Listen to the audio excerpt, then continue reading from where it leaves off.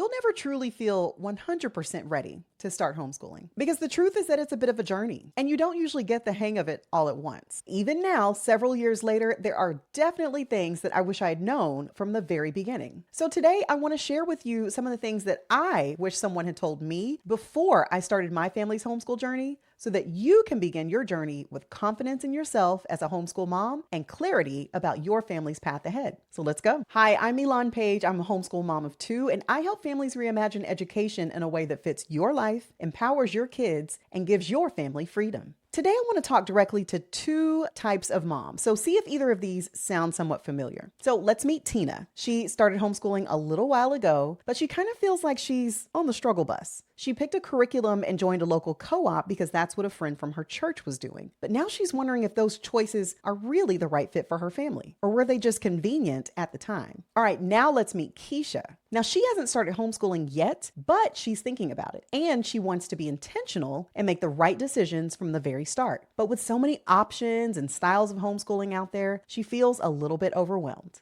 So tell me, which mom are you? Are you Tina, who's ready to fine-tune what she's already started? Or are you Keisha, who's ready to build a solid plan before you even get started? Well, here's the thing. Tina and Keisha may be in two different places, but both of these moms actually share the same challenges. They're lacking confidence and they need clarity for the road ahead of them. And no matter which one of these ladies that you identify with, my hope is that as I share the lessons that I wish someone had given me when I first started homeschooling, you'll feel steadier and more confident about your family's homeschool journey in the long run. So here's the first lesson that I learned, and that is to think big picture first. So when I very first got started, I was trying to tackle all of the details first. I'm a very detail-oriented person. So I was thinking about curriculum. I was thinking about my girls' schedules. I was thinking about activities for them to do. But here's what I learned though. You can't start with the details. You have to start with the big picture. So ask yourself, what types of things do you want to accomplish from this homeschooling experience? What are some of your family's priorities? Is homeschooling a short-term solution or a long-term plan? Or maybe you're taking a let's wait and see approach.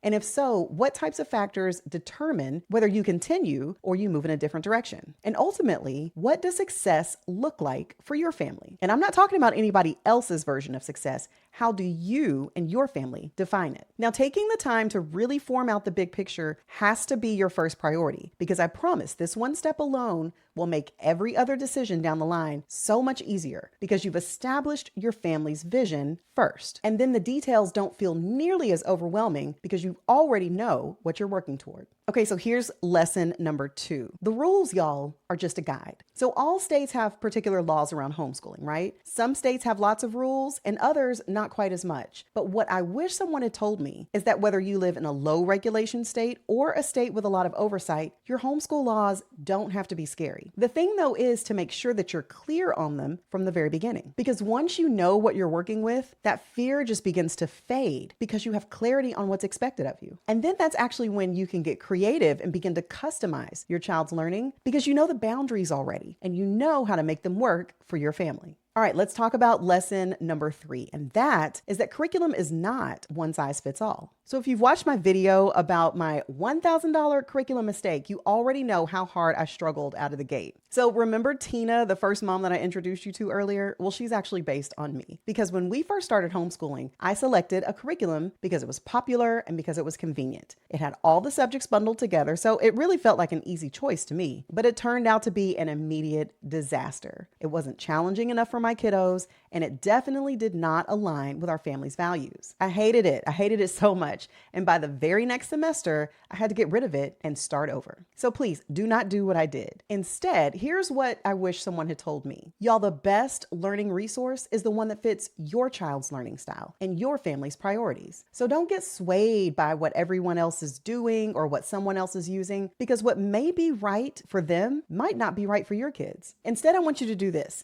Focus on finding the learning resources that help your kids thrive, even if they don't look like what everyone else is using. And then here's lesson number 4. Homeschooling is about so much more than just academics. So when we very first started homeschooling, it was during COVID, and academics were really all that we could do because most everything else, of course, was shut down. Here's what surprised me though. Suddenly, because we weren't rushing everywhere, we weren't rushing to school and to after school activities and all the things, all of a sudden now we had space. We had space to explore more more of the things that my girls actually enjoy doing. So we did lots of art projects, and we got into the Broadway play Hamilton, which actually ended up opening up the door to my girls falling in love with theater. And so the lesson that I really learned was I needed to be intentional about holding on to the ability for my girls to delve into the things that really light them up. And you don't have to do everything all at once either. Like, don't overdo it. Don't sign them up for 100 things all at one time. But be intentional, though, about letting your kids find and participate in the things that really excite them. And as a homeschool mom, help your kids nurture those passions, because those experiences will build creativity and confidence that helps them grow into more well-rounded individuals. And then here's the last lesson that I learned, and that's find community without burning out. Now, when we started homeschooling, one of my biggest fears was that my girls would not have enough social outlets. They're very social, and I didn't want them to get bored or feel like they were missing out on what their traditional school counterparts were doing, right? So I thought that the answer was to fill every moment of every single day with activities, wall-to-wall activities, just like in traditional school.